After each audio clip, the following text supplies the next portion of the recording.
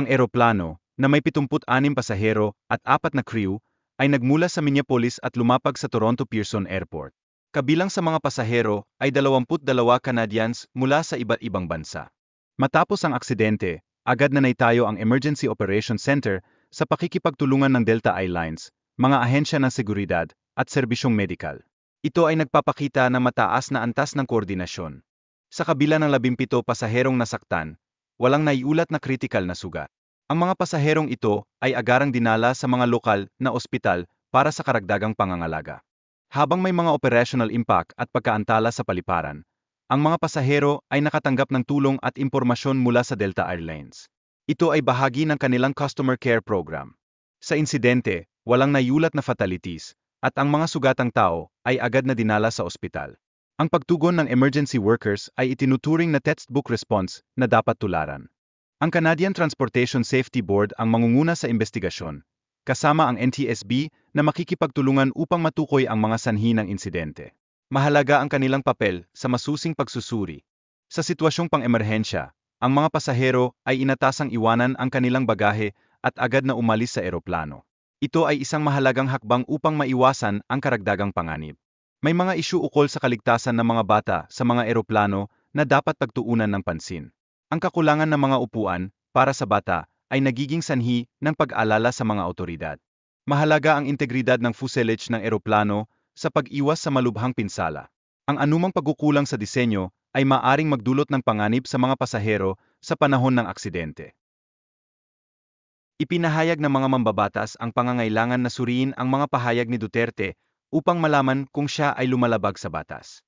Mahalaga ang pagtukoy sa mga legal na implikasyon ng kanyang mga sinabi. Sa kontekstong ito, may mga mambabatas na nagbabala na ang mga ganitong pahayag ay hindi dapat maging normalisado. Ang pag-ugali ng isang tao, na madalas na nag-usap tungkol sa pagpatay, ay maaring magdulot ng seryosong problema. Nagbigay ng reaksyon si Pangulong Marcos Jr. hinggil sa mga pahayag ni Duterte, na nag-alala siya sa pananaw ng ibang tao na ang pagpatay ang solusyon sa mga problema. Dapat tutulan ang mga ganitong ideya. Samantala, maraming pribadong abogado ang voluntaryong tumutulong sa mga taga-usig sa impeachment trial.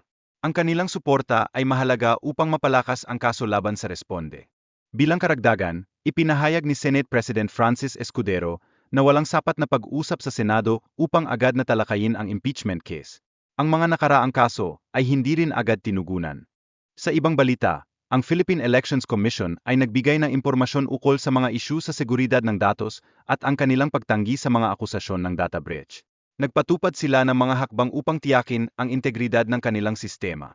Sa larangan ng kalusugan, iniulat ng Health Department ng Pilipinas ang 40% na pagtaas sa mga kaso ng dengue kumpara sa nakaraang taon, na nagdulot ng pangamba. Ito ay nagbibigay ng babala sa mga mamamayan. Dahil dito, hinihimok ang mga munisipalidad na gumawa ng mga hakbang upang matugunan ang pagtaas ng dengue. Ang deklarasyon ng outbreak ay hindi nangangahulugang malubhang sitwasyon, kundi isang paalala lamang. Sa huli, naglunsad ang Addition Hills Barangay sa Mandaluyong ng kampanya na nag-alok ng ₱1 para sa bawat 5 o higit pang lamok na ibinibigay. Layunin nitong bawasan ang pagdami ng dengue cases. Tinutulan ni House Assistant Majority Leader Zia Alonto ang ideya na normal na lamang ang mga banta ng pagpatay. Ayon sa kanya, hindi dapat maramdaman ng mga tao ang takot sa mga ganitong pahayag. Samantala, nagmungkahi si Senator Coco Pimentel na ipasa ang investigasyon sa Department of Justice. Layunin nito ang suriin kung may mga batas na nalabag sa mga pahayag ng dating Pangulo. Ipinahayag ng COMELEC na pinapayagan ang negative campaigning sa panahon ng halalan, ngunit may mga panganib na dulot ng mga kasong libel. Ang mga kandidato ay maaring madisqualify kung sila mismo ang sangkot.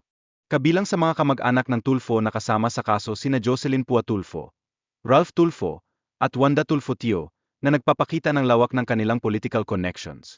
Kasunod nito, ang mga kasong ito ay naglalayong suriin ang mga isyu ng political dynasty sa mga kandidato, isang mahalagang usapin sa politika sa Pilipinas.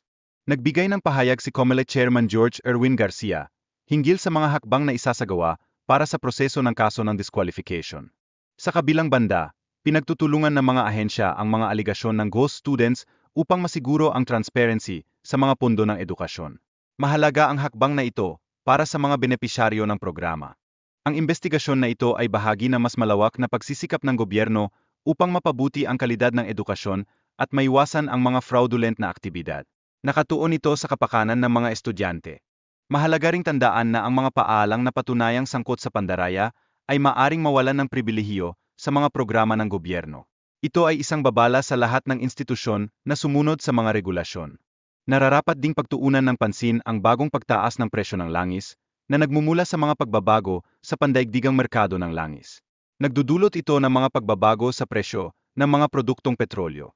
Sa Argentina, ang presyo ng cryptocurrency na Libra ay bumagsak matapos ang rekomendasyon ng presidente, na nagdulot ng impeachment trial laban sa kanya.